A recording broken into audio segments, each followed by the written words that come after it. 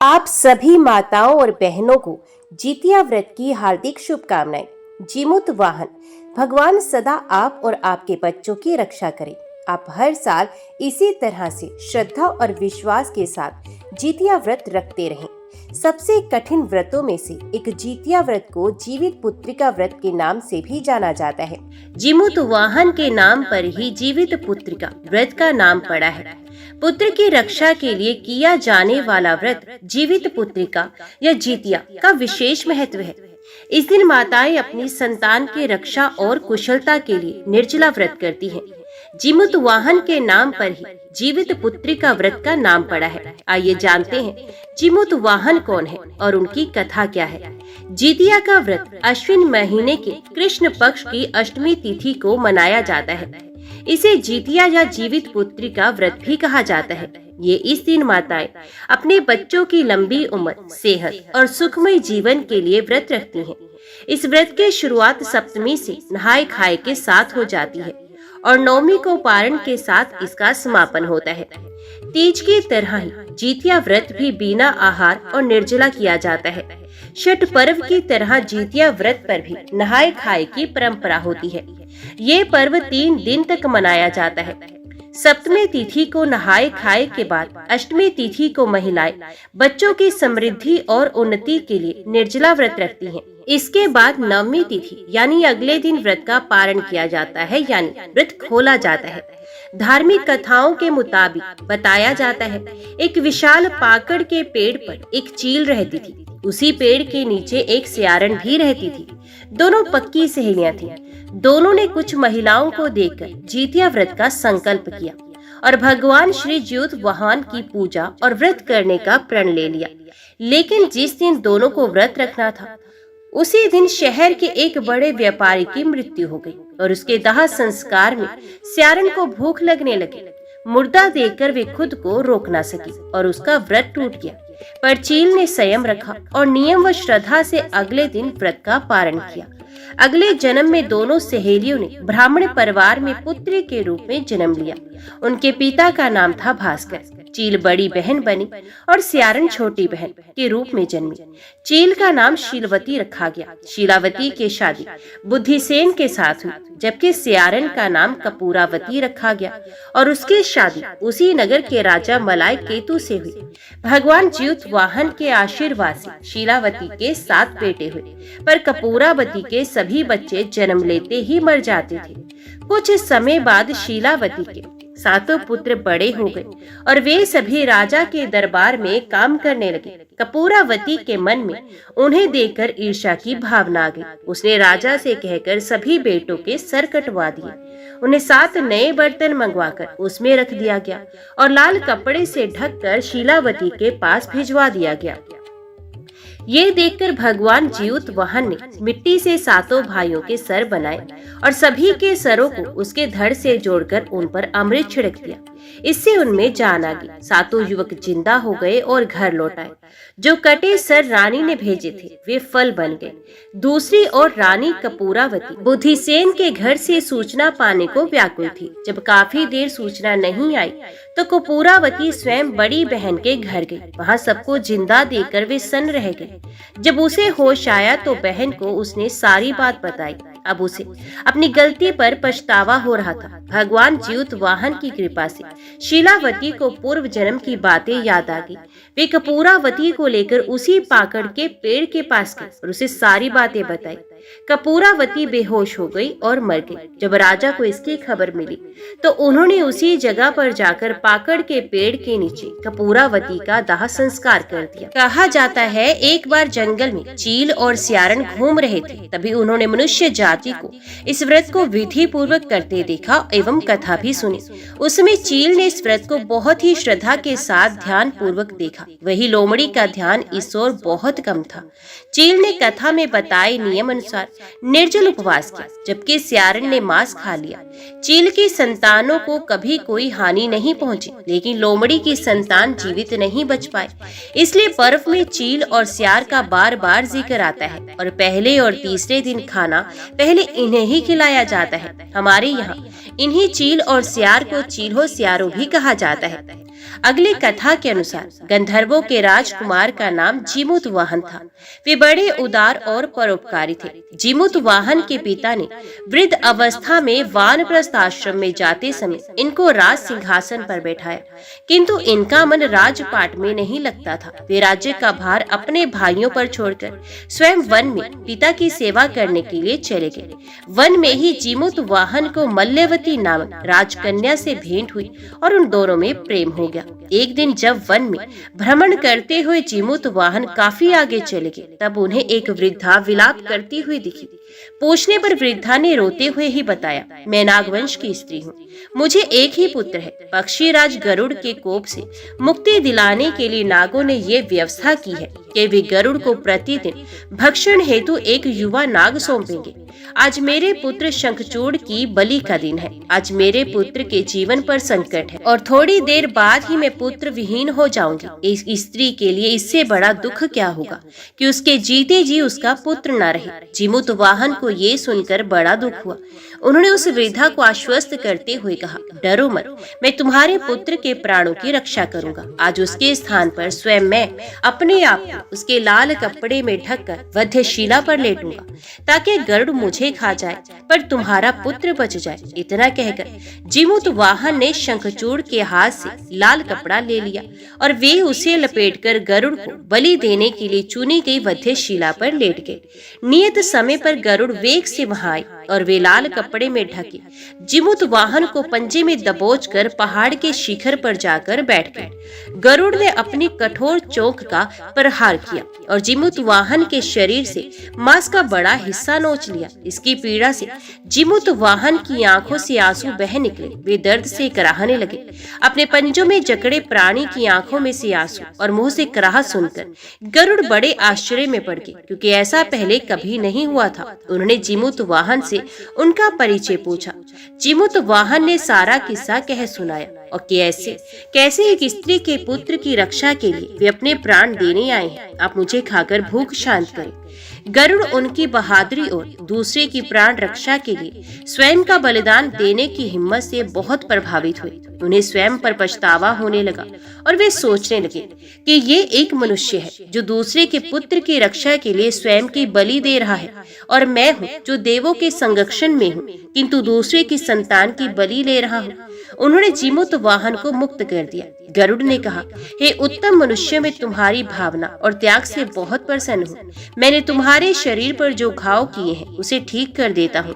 तुम अपनी प्रसन्नता के लिए मुझसे कोई वरदान मांगो। राजा जीमूतवाहन ने कहा कि हे पक्षीराज, आप तो सर्वसमर्थ हैं। यदि आप प्रसन्न हैं और वरदान देना चाहती हैं, तो आप सर्पों को अपना आहार बनाना छोड़ दें। आपने अब तक जितने भी प्राण लिए हैं उन्हें जीवन प्रदान करें।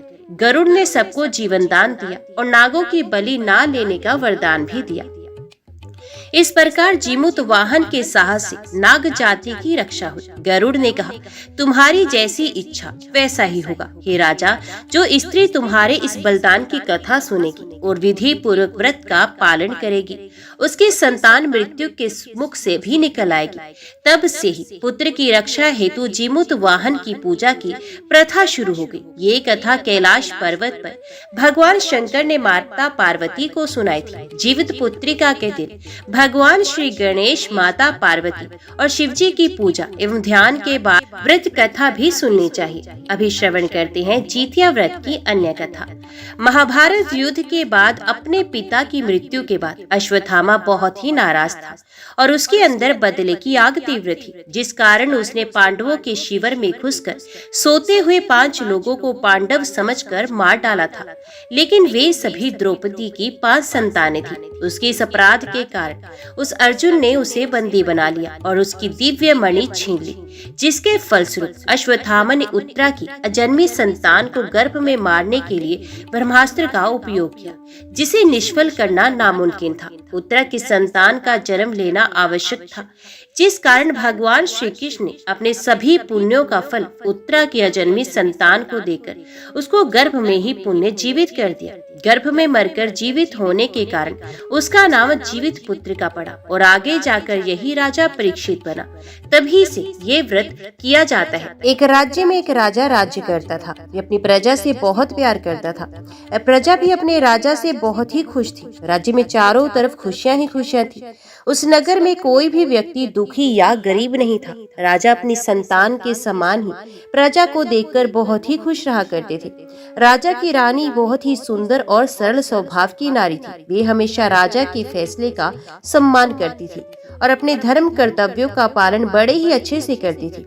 रानी अच्छे स्वभाव और गुणों के कारण राजा की चहेती थी। राजा रानी से खूब प्यार करती थी। रानी की जरा भी तबीयत खराब होती तो राजा के डर के मारे जान निकलने लगती। ये सोचकर कि रानी को कहीं कुछ हो न जाए, कहीं रानी मुझे छोड़कर चली न जाए, राजा रानी पर जान छिड़कते थे। ऐसा करते करते समय बीत रहा था। एक दिन की बात है कि रानी साहिबा को उल्टियां आने लगी। जब राजा को इस बात का पता चला तो राजा घबरा गए और जल्दी से रानी के कक्ष में आए तो देखा कि रानी पलंग पर लेटी थी। उनका चेहरा मुरझाया हुआ था। तो देखकर राजा को बड़ी चिंता हुई। उन्होंने तुरंत ही वैद्य जी को बुलवाया। वैद्य जी ने आकर रानी की नब्ज देखी तो राजा वैद्य जी के मुंह की ओर ताक रहे थे। राजा का चेहरा एक साधारण मनुष्य की भांति, उनमें राजा का कोई भाव नहीं था। चिंतित हुए राजा सोच रहे थे कि पता नहीं वैद्य जी क्या कहेंगे। रानी को ऐसा क्या हो गया है जिससे उनका चेहरा एकदम से मुरझा गया है। जो वैद्य जी ने नब्ज देखकर मुस्कुराते हुए राजा से बोले कि हे राजन, ये तो बड़ी खुशी की बात है। तो राजा हैरान होकर कहने लगे कि वैद्य जी, आप ये क्या कह रहे हैं? रानी का उदास चेहरा तो देखो। आप कह रहे हो कि खुशी की बात है, कुछ समझा नहीं मैं। तो राजा की बोली पर और विनीत सूरत को देखकर वैद्यराज ने कहा, बेटा, हमारा सौभाग्य है जो आप हमारे राजा हैं, पर इससे भी सौभाग्य की बात ये है कि हमारे राजमहल में किलकारियां गूंजने वाली हैं। रानी साहिबा माँ बनने वाली हैं। तो ये सुनते ही राजा की खुशी का कोई ठिकाना न रहा। अब राजा तो रात दिन अपने आने वाली संतान के बारे में सोच सोचकर खुश होते रहते और रानी का भी खूब ख्याल रखते। ऐसा करते करते 9 महीने बीत गए। फिर वे खुशी का दिन भी आ गया जिसका राजा को बड़ी ही बेसब्री से इंतजार था।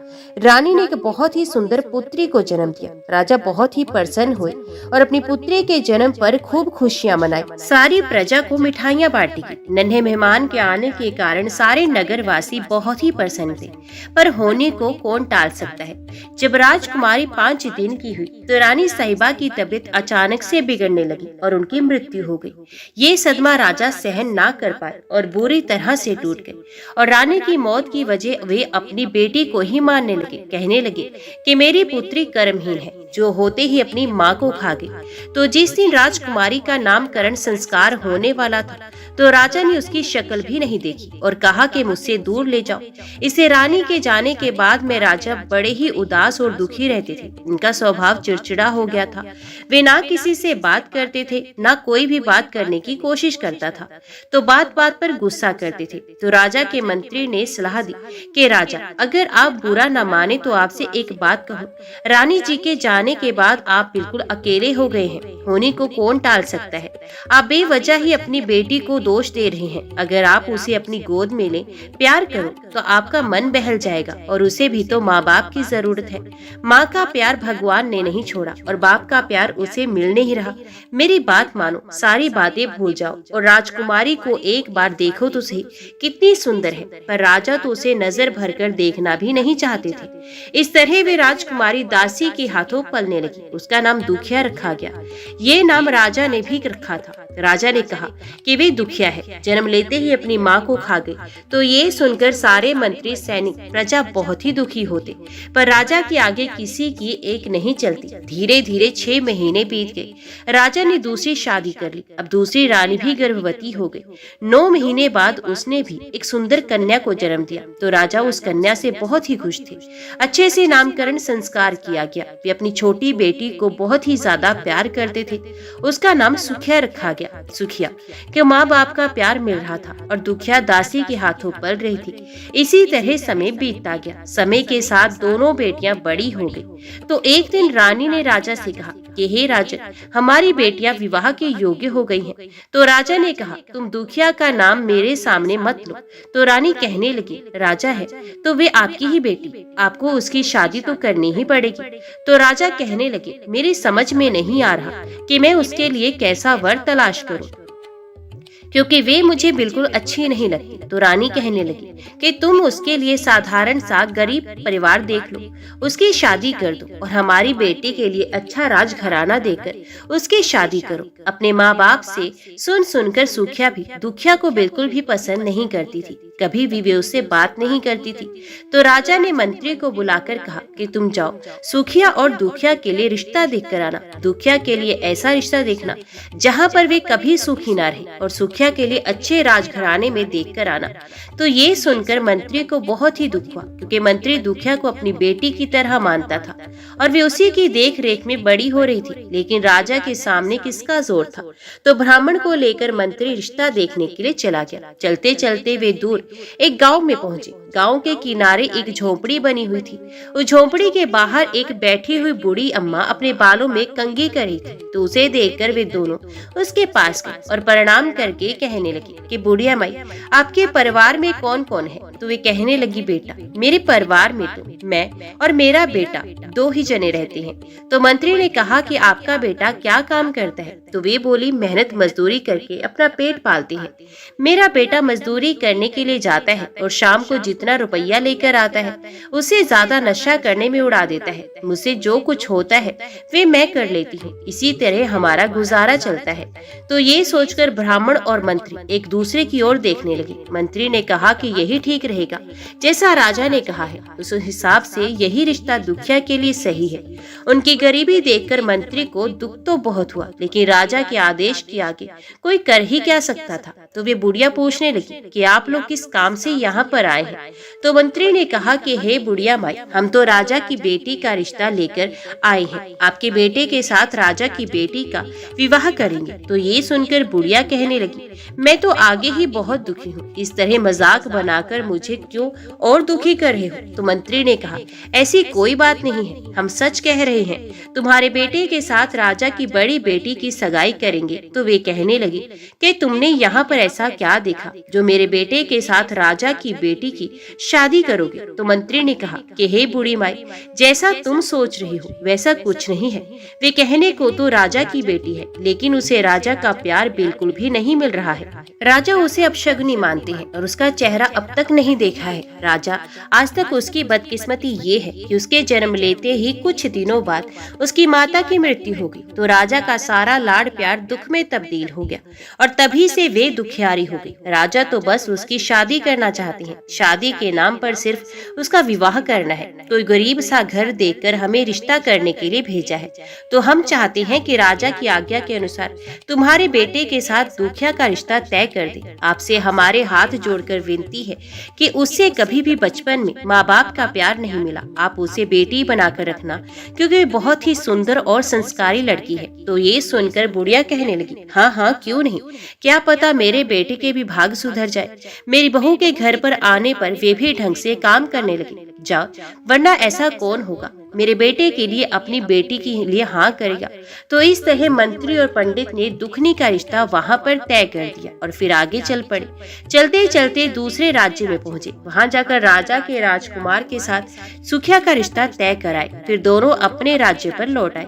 आकर राजा को सारी बात बताई। तो राजा ने शुभ मुहूर्त निकलवा कर एक ही मुहूर्त में सुखिया और दुखिया दोनों का विवाह कर दिया। दुखिया को दान दहेज में कुछ भी नहीं दिया और सुखिया को खूब दान दहेज देकर पूरे ठाट से विदा किया। तो इस तरह सुखिया और दुखिया अपनी अपनी ससुराल चल गई। दुखिया ने ससुराल में जाकर देखा तो वहाँ पर कुछ भी नहीं था। तो वे तो अपने भाग्य को लिखा मानकर रहने लगी और अपनी सासू माँ की खूब सेवा करती हुई उनके हाथ पैर दबाती, स्नान करने के लिए पानी डालती, बालों में कंघी करती। तो उसकी सास उसे ढेरों दुआएं देती। लेकिन दुखिया के पति का स्वभाव बहुत ही गलत था। था। वे एक दिन भर भी मेहनत मजदूरी करता तो शाम को जितने भी पैसे मिलते उससे मैं आधे रुपये सी शराब पीकर घर पर आ जाता। दुखिया को गाली गलोच करता, मारता पीटता तो बेचारी आंसू बहाकर रह जाती। मन ही मन सोचती रहती कि बचपन में माँ का प्यार नहीं मिला, अब जवानी में पति का प्यार नहीं, तो मुझसे ज्यादा अभागिन कौन होगी। इस तरह जैसे तैसे समय बीतता जा रहा था।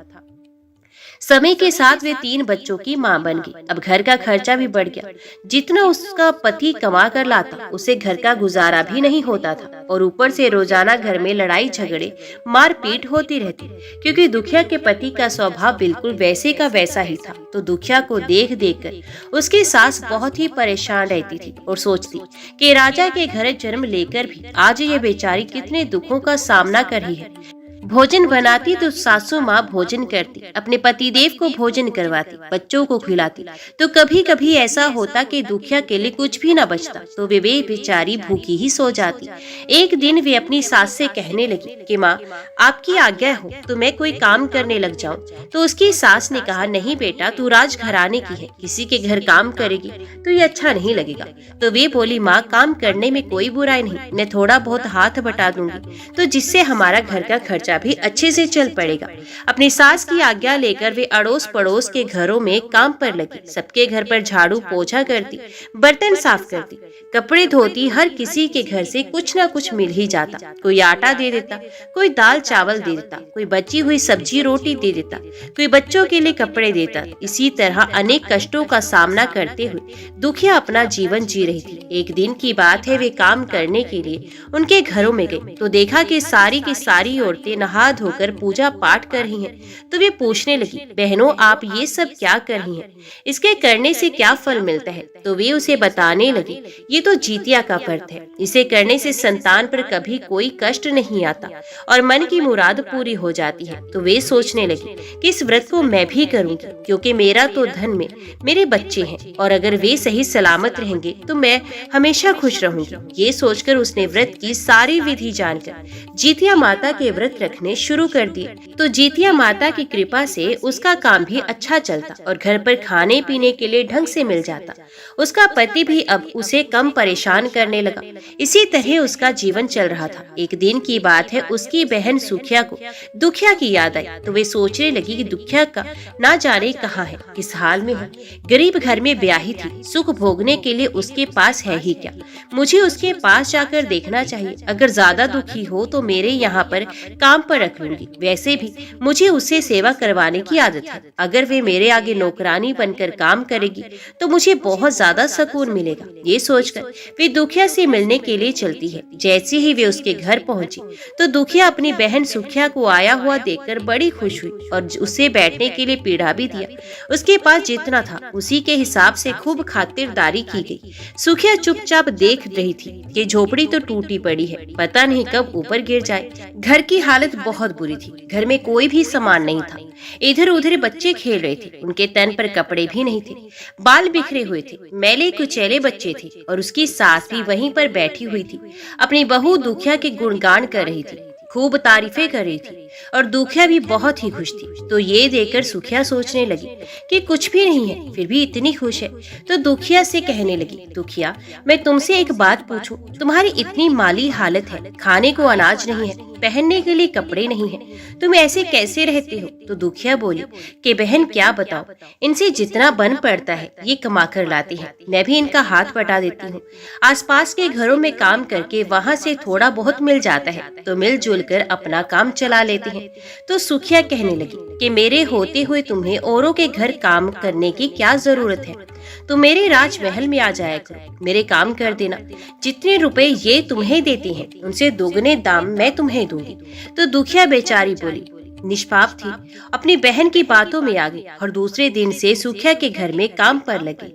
सारा दिन वे उससे काम करवाती। उसे इस तरह काम करता हुआ देखकर सुखिया को बड़ा ही मजा आता। तो सारा दिन काम करवा के शाम को जाते समय बचा हुआ भोजन दे देती थी।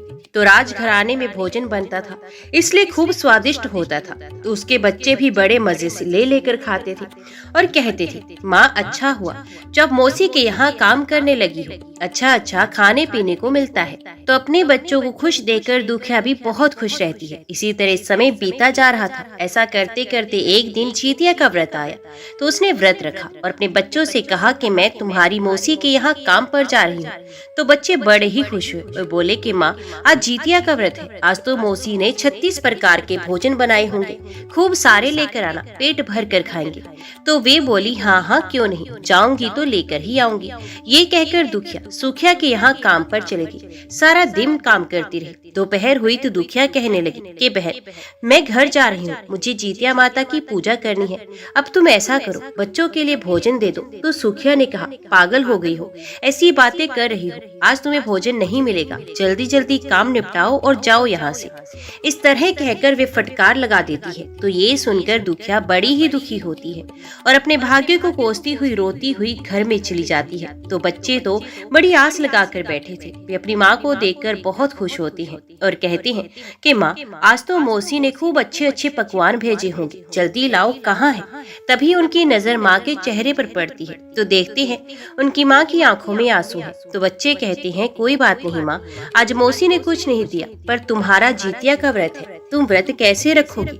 तो वो अपने बच्चों से कहने लगी कि बेटा मेरी धन पूंजी तो तुम ही हो, तुम्हारी सलामती के लिए मैं ये व्रत जरूर रखूंगी। तो वो बच्चे बोले माँ खाने के लिए कुछ नहीं, तुम अपना नहाए खाए आज कैसे पूरा करोगी। तो उसने कहा कि जीतिया माता अपने आप कोई ना कोई रास्ता दिखाएंगी।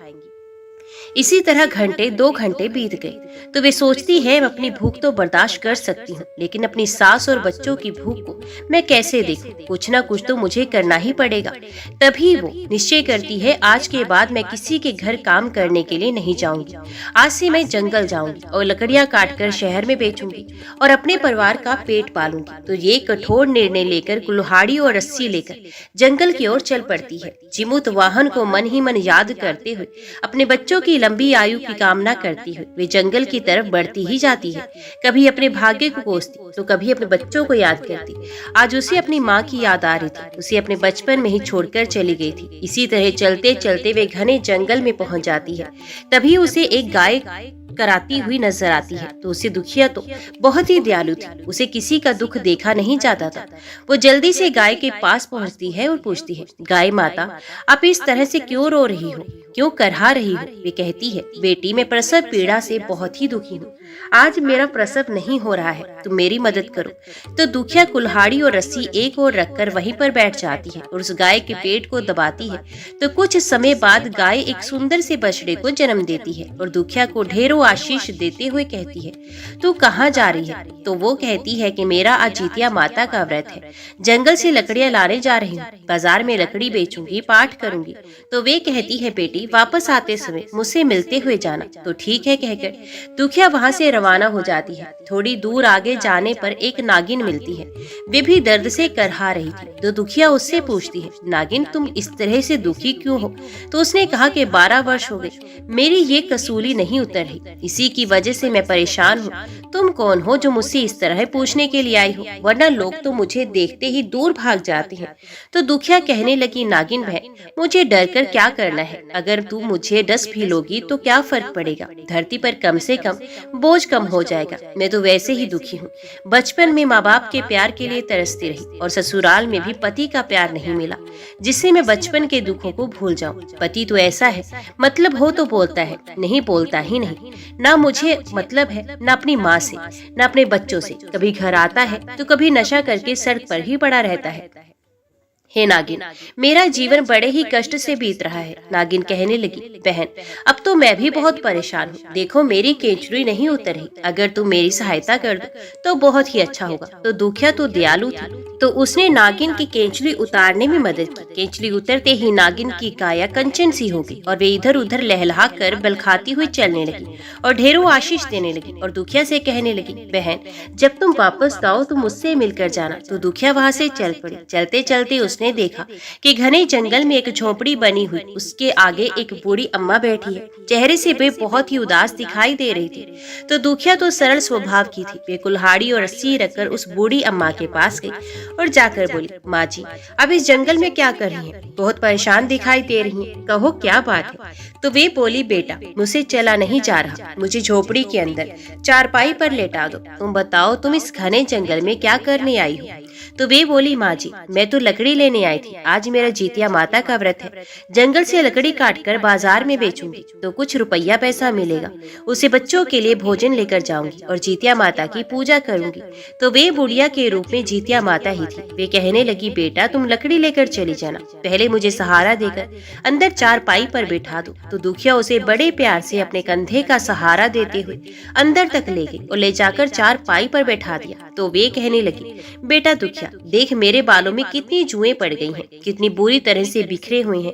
कितने महीने हो गए मैंने तो अपने बालों को धोया भी नहीं। तुम ऐसा करो, मेरे बाल धो दो। तो दुखिया वहीं पर बैठ गई और पहले उसके बालों में कंघी करने लगी, फिर बालों में से जुएं निकाली और फिर गर्म पानी करके बुढ़िया माई के बालों को धोया और स्नान करने के लिए पानी डाला। तो बुढ़िया माई स्नान करके बैठ गई और कहने लगी, बेटा, मेरे बाल बना दे। तो जैसे ही दुखिया उसके बाल बनाने लगी तो बुढ़िया को नींद आने लगी और वे दुखिया की गोद में सर रखकर सो गई। ये देखकर बूढ़ी दुखिया को बड़ी ही खुशी हो रही थी। उसे ऐसा लग रहा था जैसे मुझे मेरी माँ मिल गई। उसे समय का बिल्कुल भी ज्ञान नहीं था कि घर पर बच्चे इंतजार कर रहे हैं, मेरी सास और बच्चे भूखे हैं। बस वे तो बुढ़िया की सेवा में लगी रही। थोड़ी देर बाद भी बुढ़िया की आंख खुली तो उसने कहा कि बेटा दुखनी, तू अभी तक यहीं पर बैठी है, तेरे बच्चे घर पर भूखे होंगे, तेरी राह देख रहे होंगे। तो वे कहने लगी, कोई बात नहीं माँ जी, आपको नींद आ गई थी इसलिए मैं छोड़कर नहीं गई, सूरज छिपने को था। तो बूढ़ी अम्मा कहने लगी, बेटा, अब तुम कब लकड़ियाँ काटोगी, कब बाजार में बेचोगी, कब अपना नहाए खाए पूरा करोगी, अब अपने बच्चों को भोजन करवाओगी? ऐसा कहते हुए जितिया माता ने एक खूंटी की ओर इशारा किया जिस पर एक मैला कुचैला थैला टंगा था। कहा कि बेटा जरा उस थैले को देना। तो दुखिया ने उस थैले को उतारकर बुढ़िया माई को दे दिया। तो बुढ़िया ने उस थैले को खोलकर उसके अंदर से एक लाल रंग की पोटली निकाली और कहा कि बेटा इसे ले जाओ और घर ले जाकर इसे खोलना। अब लकड़ियां लेने मत जाना, सूर्यास्त होने वाला है, तुम सीधे घर चली जाओ। तो वे बूढ़ी अम्मा के चरण स्पर्श करके उनका आशीर्वाद ले अपने घर की ओर रवाना हो गई। सोचने लगी, बच्चे राह देख रहे होंगे। तो इसी तरह जल्दी जल्दी चलती हुई जा रही थी। उसे नागिन बहन और गाय माता के बारे में कुछ भी याद नहीं था। तभी उस पर नागिन की नजर पड़ी तो उसने आवाज लगाई, दुखिया बहन, ऐसे कैसे जा रही हो? मैंने तुमसे कहा कि मुझसे मिलकर जाना। तो वे कहने लगी, क्या बताऊं बहन, सूर्यास्त होने वाला है, घर जाकर मुझे पूजा पाठ भी करनी है, बच्चे भूखे हैं, मेरी राह देख रहे होंगे, कहो तुम क्यों मुझे बुला रही थी? तो नागिन ने उसे एक मणि देते हुए कहा, ये नाग मणि है, जहाँ पर भी इसे ले जाकर रख दोगी वहाँ पर अन्न धन की कोई कमी नहीं रहेगी, नवनिधि 12 सिद्धि होंगी। ये कहकर नागमणि दुखिया को दे दी। तो दुखिया बहुत ही खुशी नागिन को प्रणाम करके आगे चली। चलते चलते रास्ते में गाय माता मिली। तो गाय ने कहा, अरे दुखिया, अकेली ही घर जाओगी, हमें भी साथ ले चल, मेरा दूध निकाल कर अपने बच्चे को पिलाना और बचा हुआ दूध बेचकर अपना घर का खर्च चलाना। तो ये सुनकर वे बहुत ही खुश हुई और कहा, हाँ हाँ गाय माता, जरूर चलो। तो तीनों वहाँ से चल पड़े। तो आगे आगे दुखिया चली, उनके पीछे गाय और उसका बछड़ा चल पड़े। बहुत ही सुंदर सफेद रंग की गाय थी, सफेद रंग का बछड़ा। जैसे ही दुखिया घर पहुंची तो उसे देखते ही उसकी सास ने कहा, बेटा दुखिया, दिन भर कहाँ थी? तेरा आज नहाए धोए था, तुम कब नहाओगी, कब पूजा पाठ करोगी, कब खाओगी?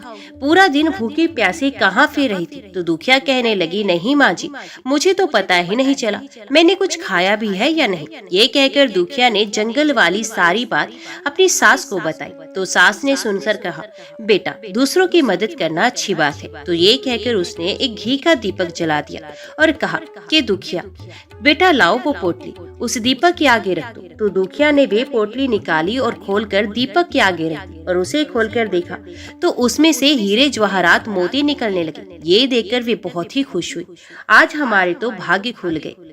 ये तो जीतिया माता की कृपा है। फिर वे अपनी सासू माँ के चरण स्पर्श करके भगवान को आशीर्वाद लेती हुई फिर गाय का दूध निकालने के लिए जाती है। और तो गाय उसे एक बाल्टी भरकर दूध देती है। तो वे और उसके बच्चे, उसकी सास बड़े ही प्यार से गौ माता का दूध पीते हैं। तभी उसका पति मजदूरी करके घर आ जाता है। तो घर में इतनी रौनक देखकर वे पूछता है, ये गाय और इतना सारा धन कहाँ से आया? तो दुखिया जीतिया माता व्रत के बारे में अपने पति को बताती है। तो उसके पति का मन एकदम से बदल जाता है और वे कहता है कि दुखनी, मुझे माफ कर दो, मुझसे गलती हो गई जो मैं तुम्हें इस तरह से परेशान करता था। तुम तो साक्षात लक्ष्मी हो, पर ये बात मेरी समझ में कभी नहीं आई। तुम तो पीछे ही दुखी थी और यहाँ आकर मैंने तेरे दुख को और भी बढ़ा दिया। ये कहते हुए दुखिया से माफी मांगने लगता है। दुखिया कहती है, जो हुआ सो हुआ, उसके बारे में सोचने से अब क्या फायदा? मुझे आपसे कोई शिकायत नहीं। अब तुम ऐसा करो, थोड़ा सा धन ले लो और बाजार जाओ, बच्चों के लिए कपड़े, मिठाई लेकर आओ और खाना बनाने के लिए सब्जियां और आटा ले आना। मेरा व्रत है, जीतिया माता के व्रत की सामग्री और पूजा पाठ का सारा सामान लेकर आना। तो वे बड़ी खुशी से बाजार जाकर जितना दुखिया ने बताया था वे सारा सामान लेकर आया और साथ में दुखिया के लिए एक लाल रंग की बहुत ही सुंदर साड़ी खरीद कर लाया, जिसे देखकर दुखिया बहुत ही प्रसन्न हुई और फिर उस साड़ी को पहनकर जीतिया माता की पूजा अर्चना की, उनका धन्यवाद किया। अब जीतिया माता के व्रत के प्रभाव से वे तो सुखी और संपन्न हो गई। दूसरे दिन उधर सुखिया इंतजार कर रही थी कि दुखिया काम पर नहीं आई। क्या बात है, आई क्यों नहीं? आएगी नहीं तो खाएगी क्या? या मैंने डांट फटकार लगाई थी, उसी की वजह से किसी और के जाकर तो काम करने नहीं लग गई। अगर सामने नौकरानी बनकर रहेगी तो मुझे चैन कैसे मिलेगा? ये सोचकर सुखिया दुखिया के घर की ओर चल पड़ी। वहां जाकर जोर से आवाज लगाई, अरे ओ दुखिया, आज काम करने के लिए नहीं आई? तो दुखिया कहने लगी, बहन क्या बताओ, मैं तो काम पर नहीं आ सकती। ऐसा करो, तुम ही मेरे यहाँ पर काम पर आ जाओ। तो दुखिया की ऐसी बात बोलते ही सुखिया ने उसके घर में देखा तो झोंपड़े में सारी सुख सुविधा की चीजें मौजूद थी और वहां पर मिस्त्री आए हुए थे। वे नए घर बनाने की बातें कर रहे थे। तो सुखिया ये देखकर हैरान थी कि कल तक जिसके घर में रोटी भी नहीं थी, उनकी आज इतना सारा धन कहाँ से आया? तो वे दुखिया से कहने लगी, अरे दुखिया, तू ये धन कहाँ से लाई? चोरी की है या डाका डाला है? सच सच बता। तो दुखिया कहने लगी, नहीं बहन, मैंने ना तो चोरी की है ना ही कोई डाका डाला है। मैंने तो जीतिया माता का व्रत किया है और व्रत के पुण्य प्रताप से ही ये सब कुछ मुझे मिला है। तो ये सुनकर सुखिया के मन में लालच पैदा हो गया। ये सारा कुछ उससे पूछकर घर आ गई। घर आकर उसने पूरी रात मुश्किल से बिताई और सुबह होते ही कुल्हाड़ी और रस्सी उठाई जंगल की तरफ चल दी। तो उसकी सास ने उसे रोकते हुए कहा, सुखिया बेटा, कहाँ जा रही हो? तो वे बोली, माँ जी आकर बताऊंगी, मैं थोड़ा धन लेने के लिए जा रही हूँ। तो सुखिया की सास कहने लगी, बेटा, हम लोग तो राजघराने से, हमारे घर में धन की कोई कमी नहीं। तुम्हें ऐसी कौन सी जरूरत आन पड़ी है? तूने कुल्हाड़ी और रस्सी उठाई और जंगल की तरफ चल पड़ी। वे कहने लगी, माँ जी आकर बताऊंगी, मुझे जाने दो। तो वो जल्दी जल्दी जंगल की ओर ही चल पड़ी। जैसे ही वे जंगल के बीचों बीच पहुंची तो एक गाय प्रसव के लिए पीड़ा से कोहरा रही थी। उसे दिखाई दिया तो सुखिया उसके पास गुजरने लगी। तो उसने आवाज ली कि बेटा, तुम कौन हो और कहाँ जा रही हो? आज मेरा प्रसव होने वाला है, मैं बहुत परेशान हूँ, मेरी थोड़ी मदद कर दो। तो गाय की बात सुनकर सुखिया कहने लगी, तुम कैसी बातें कर रही हो? मैं तुम्हें कोई दासी दिखाई देती हूँ जो तुम्हारी मदद करूंगी? मैं एक राजरानी हूँ, मैं रानी हूँ। तुमने क्या मुझे नौकरानी समझ रखा है? इस तरह फटकार लगाती हुई वे आगे चल पड़ी। चलते चलते कुछ दूरी पर उसे वही नागिन दिखाई दी जो दर्द से करहा रही थी और बेचैन होकर अपना फन धरती पर जोर जोर से मार रही थी। तो सुखिया उसके पास से गुजरने लगी। उसने कहा कि बहन, तुम कौन हो? मेरी मदद करो। मेरी कैंचुली नहीं उतरी, जिसकी वजह से मैं बहुत परेशान हूँ। अगर तुम मेरी मदद करोगी तो मैं तुम्हारा एहसान कभी नहीं भूलूंगी। तो सुखिया पहले तो डर जाती है, फिर कहती है, तुम क्या सोचती हो, मैं तुम्हारी मदद करूंगी और तुम मुझे डस लो?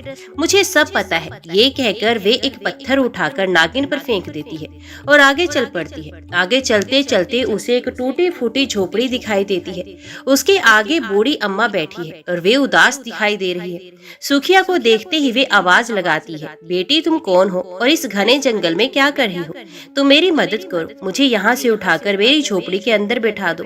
मेरे हाथ पाँव में दर्द है, थोड़ी दबा दो और देखो मेरे बाल कितने उलझे हैं।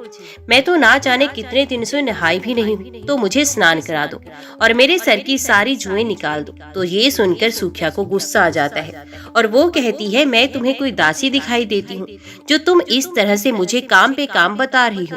मैं तो इस घने जंगल में उस बुढ़िया को देखने आई हूँ जिसने मेरी बहन को धनवान बना दिया। ये कहते हुए उसकी नजर झोंपड़ी पर टंगे हुए एक थैले पर पड़ती है। वही थैला बिल्कुल वैसा ही था जैसा दुखिया ने बताया था। तो उसने झट से उस थैले को उतार लिया और बुढ़िया से कहने लगी कि अम्मा मुझे ये थैला चाहिए, मैं इसी को लेने के लिए आई थी और जो काम तुम बता रही हो वे मेरे बस के काम नहीं है, क्योंकि मेरे तो खुद के आगे हजारों नौकर दासियां रहती हैं, तुम और किसी से करवा लेना। ये कहकर वे थैला लेकर वहाँ से चल पड़ती है। आगे चलने पर वे देखती है कि वे नागिन वैसे ही फन जमीन पर पटक रही थी और बुरी तरह से करा रही थी। तो उससे मुंह फेर कर वे आगे चल पड़ती है। आगे वही गाय दिखाई देती है।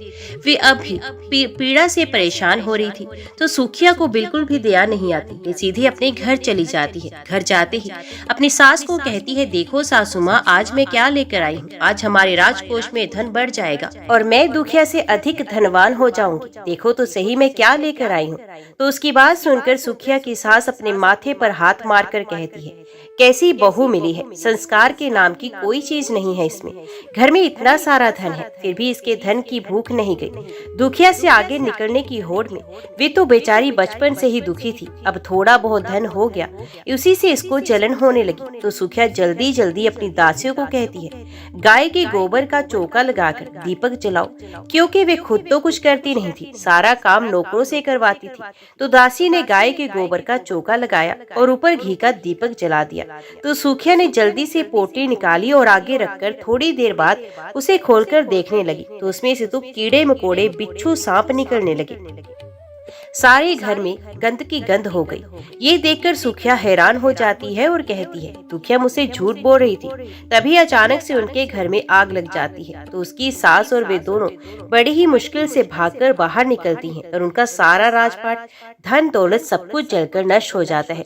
तो उसकी सास उसे ताना देती है कि कितने साल हो गए आए हुए, अभी तक तो मैंने पोते पोतियों का मुंह नहीं देखा और ऊपर से हमारा राजपाट, धन, वैभव सब कुछ तुम्हारी वजह से राख हो गया। तुम तो अभागिन हो, कुलच्छनी हो, कभी किसी का कहना नहीं मानती, जो मन में आता है वही करती हो। कर्म फूटे हमारे जो तुम जैसी बहू बनकर हमारे घर में आई। इससे अच्छा तो ये होता कि दुखिया को हम बहू बनाकर लाते, कम से कम वे संस्कारी तो थी। तुम में तो संस्कार नाम की कोई चीज ही नहीं। तो अपनी सास के वचन सुनकर सुखिया को दुखिया पर गुस्सा आने लगा। वे सोचने लगी, जरूर दुखिया ने ही कुछ किया है, उसने मेरे साथ छल किया है और मेरे सारे धन सम्मान का नष्ट कर दिया है। कुछ ना कहने वाली सास ने आज ना जाने मुझे कौन कौन सी बातें कह दी। ये सब दुखिया की वजह से हुआ। तो वे जल्दी से गुस्से में दुखिया के घर ओर चल दी और वहां जाकर जोर से आवाज लगाई कि दुखनी, तूने मुझसे झूठ क्यों बोला? तुमने मेरे साथ छल क्यों किया? तेरी वजह से आज हमारा सारा धन जलकर राख हो गया। मैं तुम्हारी राजा से शिकायत लगाऊंगी। तो मुझे सच सच बताओ कि कौन से जादू टोने करती हो? तो ये सुनकर दुखिया तो बेचारी बहुत ही दुखी हुई और मन ही मन जीतिया माता को याद करने लगी। हे माँ, अब आप ही मुझे इस मुसीबत से बचाओ। आप तो जानती हैं कि मैंने ऐसा कुछ भी नहीं किया, पर मेरी बात को कौन मानेगा? मैं क्या सबूत पेश करूंगी? मेरे पास तो कोई भी नहीं। तो इस तरह वे डर कर तीन होकर विनती करने लगती है। तो जीतिया माता उसी समय वहाँ प्रकट हो जाती हैं और कहने लगी हैं, दुखिया, तुम्हें दुखी होने की कोई जरूरत नहीं। तुम बहुत सीधी सादी हो और सच्चे मन से मेरे व्रत करती हो और गरीबों की असहाय ही मदद भी करती हो। तो ममता की मूर्त है। तुमने श्रद्धा भाव से सभी की सेवा की और बदले में कोई भी उम्मीद नहीं रखी। तो तुम्हें सब कुछ मैंने दिया और तुम्हारी बहन सुखिया जो धन के लोभ में गई थी, वहाँ जाकर इसने गाय की मदद नहीं की, न ही नागिन की मदद की और आगे बुढ़िया माई बैठी थी, न उनकी मदद की। ये तो सिर्फ धन के लोभ में गई थी। जो धन का लोभ करके जाता है उसके साथ तो ऐसा ही होता है। तेरे मन में तो कपट है। धन के लिए तो कुछ भी कर सकती है, पर मैं तो उसी की मदद करती हूँ जो दूसरों की मदद करता है, सच्चे मन से व्रत रखता है, पूजा पाठ करता है, गरीब और असहाय लोगों की मदद करता है। तो उस पर जीतिया माता हमेशा प्रसन्न होती है। तो सुखिया देखती है, ये तो वही बुढ़िया माई है जो उसे जंगल जंगल में मिली थी। तो सुखिया हाथ जोड़कर जितिया माता से माफी मांगने लगती है, लेकिन माँ उसे माफ करने से इनकार कर देती है। तो दुखिया हाथ जोड़कर माँ के पाँव पकड़ लेती है और कहती है, माँ मेरी बहन भोली है, इसे माफ कर दो। तो जितिया माता को अपने भक्त पर दया आ जाती है। वे सुखिया से कहने लगती है कि देख, तू अपनी बहन को कितना बुरा चाहती थी, फिर वे दुखिया के मन में तेरे लिए कोई भी वैर भावना नहीं है। इतना धन होने के बाद भी ये तुम्हारी भलाई चाहती है। मैं इसके कहने पर तुम्हें माफ कर देती हूँ, तुम्हारा राजपाट वैसा ही हो जाए, ये आशीर्वाद भी देती हूँ। जितिया माता के आशीर्वाद से सुखिया का घर पहले के जैसा हो गया। फिर सुखिया बिल्कुल बदल चुकी थी। वे अपनी बहन दुखिया के साथ पूजा पाठ करने लगी। फिर हर साल फिर जितिया माता का व्रत बड़े ही श्रद्धा भाव से करती थी। तो जितिया माता की कृपा से उसे भी पुत्र की प्राप्ति हुई। तो अपनी बहू में बदलाव देखकर और पोते को पाकर सुखिया की सास ही खुश हुई और वे दुखिया को आशीर्वाद देते हुए कहने लगी, बेटी ये सब कुछ तेरी वजह से हुआ है। अब दोनों बहनें खुशी खुशी रहने लगी। दोनों के घर में किसी भी चीज की कोई कमी नहीं थी। जितिया माता जैसा आपने दुखिया को दिया वैसा सबको देना। जो भी आपका व्रत रखे, कथा कहे या सुने या फिर हुंकारा भी भरे, उनकी सारी मनोकामनाएं पूर्ण करना। प्रेम से बोलो जितिया माता की जय। ये थी सुखिया और दुखिया, दो बहनों की कथा जो जीवित पुत्रिका का व्रत में सुनी जाती है। इस कथा को सुने बिना हमारा व्रत अधूरा माना जाता है। कथा सुनकर आपको कैसा लगा कमेंट बॉक्स में जरूर बताना।